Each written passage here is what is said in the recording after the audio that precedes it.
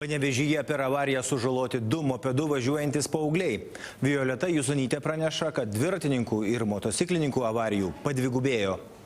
Neturėdamas teisės vairuoti 15-metis sankryžoje nesuvaldė mopedo ir pirma trenkėsi į priešais važiuojantį lengvai automobilį, po to kliudė visureigį.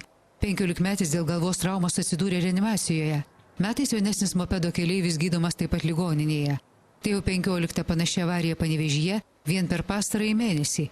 Palyginti su pernai tuo pačiu metu, avarijų su dviratėmis transporto priemonėmis Panevėžyje padvigubėjo. Policija mano, kad tiesiog padaugėjo šių eismo dalyvių.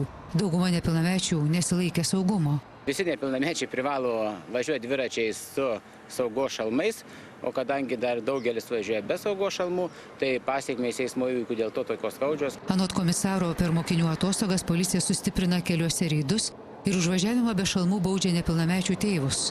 Įspėjimu arba bauda iki 400 litų. Violeta Jusonytė, Egidijus Krikščiūnas, LNK žinios, Panevėžys.